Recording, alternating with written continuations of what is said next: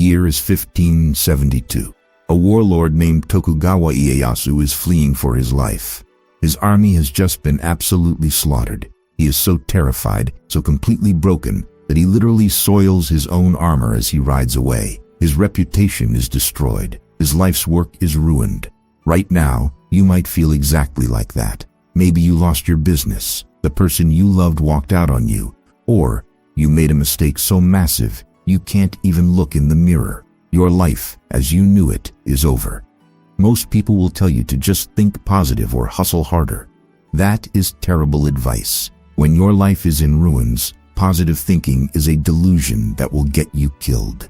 Today, I'm going to show you the ancient Japanese protocol for rebuilding a ruined life from absolute zero.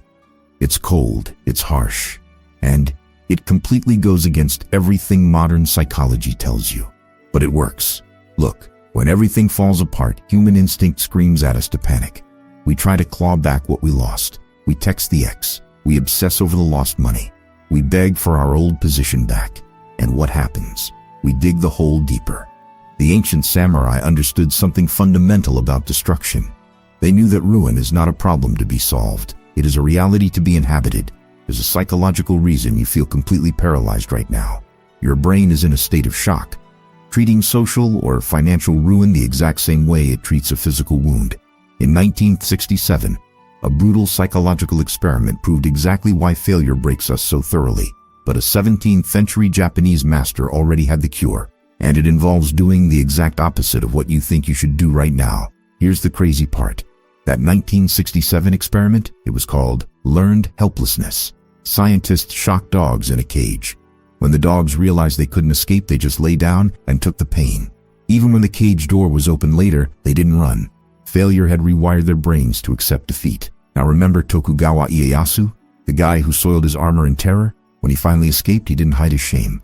He didn't make excuses or try to distract himself. He immediately commissioned an artist to paint a portrait of him looking absolutely terrified, exhausted, and defeated.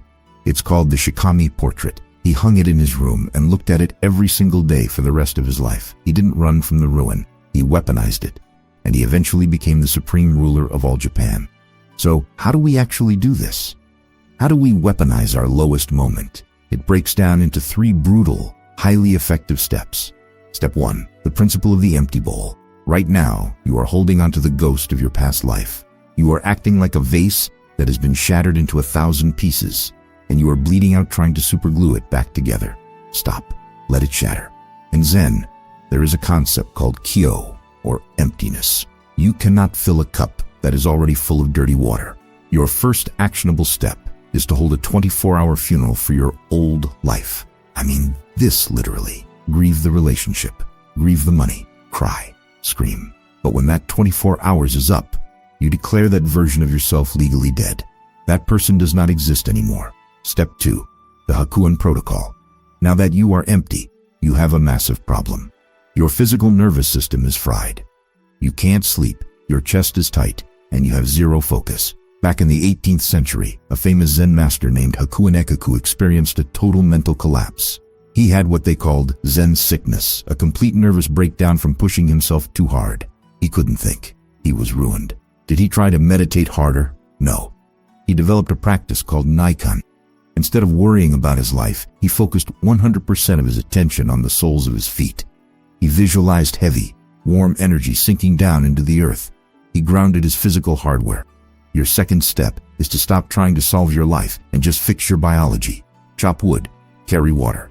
For the next 7 days, your only job is to sleep 8 hours, walk outside for 30 minutes, and eat actual food. Nothing else matters. You lower your expectations to 0. If you simply exist today without making things worse, you have won. But here is the unanswered question. You've stopped panicking.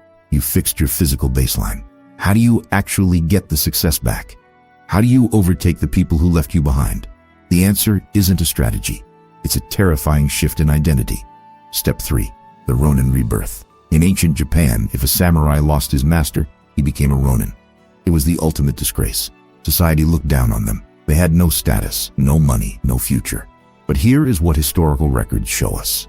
The most dangerous, lethal, and eventually legendary figures in Japanese history were often Ronin. Why? Because they embraced the concept of shikata ga nai.